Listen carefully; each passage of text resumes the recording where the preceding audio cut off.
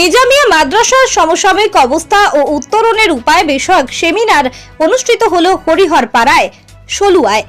আব্বাসী খিলাফতের আমলে সর্বপ্রথম প্রাতিষ্ঠানিক আকারে নিজামিয়া মাদ্রাসা প্রতিষ্ঠিত হয়। একদা এই মাদ্রাসাগুলো গবেষণা কেন্দ্র হয়ে ওঠে।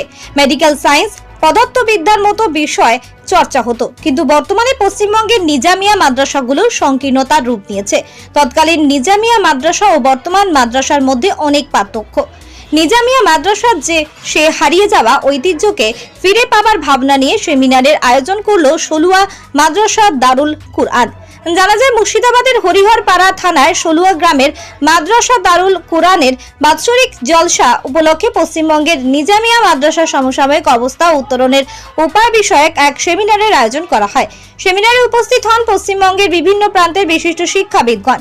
মাদ্রাসার পঠন পাঠন, শিক্ষার গুণগত মান বৃদ্ধি সহ বিভিন্ন বিষয় নিয়ে আলোচনা হয়। এদিন উপস্থিত ছিলেন মিজান পত্রিকার সম্পাদক মোহাম্মদ নুরুদ্দিন, সালার কলেজের প্রফেসর মোহাম্মদ জিন্নাতুল্লাহ, প্রফেসর ওয়াসিফ আলী, মাদ্রাসার প্রধান শিক্ষক মারজুল হক সালাফি, বাইতুল্লাহ হাবিবি, এনামুল হক মাদানী, আরো বিশিষ্ট শিক্ষাবিদগণ। Bureau report, news NTN. আমাদের নিজামিয়া মাদ্রাসা নিয়ে যে সেমিনার, এই আয়োজিত অনুষ্ঠানের মূল লক্ষ্য বা উদ্দেশ্য হচ্ছে যে গোটা ভারতবর্ষব্যাপী আমরা পশ্চিমবঙ্গ ব্যাকগ্রাউন্ডের নিরিখে আমরা দেখতে চাই যে অসংখ্য নিজামিয়া মাদ্রাসা প্রতিষ্ঠা হয়েছে গোটা পশ্চিমবঙ্গে এবং বর্তমান আছে। সেখানে এখন বর্তমান যে অবস্থান, সে অবস্থান নিরিখে যদি মূল্যায়ন করতে যাই, তাহলে সেখানে দেখা যায় যে নিজামিয়া মাদ্রাসা থেকে জাতি যে আশা করে সে আশানুরূপ ফল নিজামিয়া মাদ্রাসা থেকে মানুষ পায় না। ফলে এখন বর্তমান যদি শিক্ষা ব্যবস্থা থেকে শুরু করে সামগ্রিক ব্যবস্থাপনার অনেক ত্রুটি বিচ্যুতি হওয়ার কারণে, যেমন ছাত্র সংখ্যা, সচেতন পরিবারের ছেলেরা যেমন পড়াশোনা করতে আসে না, অন্যান্য ভালো এর থেকেও ভালো যে সমস্ত প্রতিষ্ঠান বা পরিষেবা পেয়েছে সেখানে যাচ্ছে, কিন্তু আজকে মাদ্রাসামুখী হচ্ছে না। কারণ মাদ্রাসা ব্যবস্থাপনা থেকে শুরু করে, মাদ্রাসা কমিটির অসচেতনতা থেকে শুরু করে শিক্ষকদের দায়িত্ববোধহীনতার পরিচয় পাওয়া যাচ্ছে। ফলে প্রকৃতপক্ষে যেমনটা ফিডব্যাক পাওয়া উচিত ছিল, জাতি যতটা আশা করেছিল সে আশানুরূপ কোনো ফল পাচ্ছে না। এই অবস্থায় আমরা একটা বৃহৎ একটা সমস্যায় জর্জরিত। আমাদের এই ভাবনায় নিয়ে এসে একটা নিত্য নতুন ভাবনা যে প্রতিষ্ঠানে নিজামিয়া মাদ্রাসাকে কীভাবে উন্নয়ন করা যায়। একসময় কিন্তু নিজামিয়া মাদ্রাসা থেকেই বাইতুল হিকমা নামক গবেষণাগার, যেটা খোলাফায়ে আব্বাসী খেলাফতে প্রতিষ্ঠা লাভ করেছিল। এছাড়াও পৃথিবীর ইতিহাস যদি দেখা যায়, তাহলে সেক্ষেত্রে একেবারে পদার্থবিজ্ঞানী থেকে শুরু করে মেডিকেল সায়েন্সের যে সমস্ত তথ্য আবিষ্কারকারক ছিলেন, অধিকাংশ কিন্তু এই মাদ্রাসা থেকে পড়ুয়া।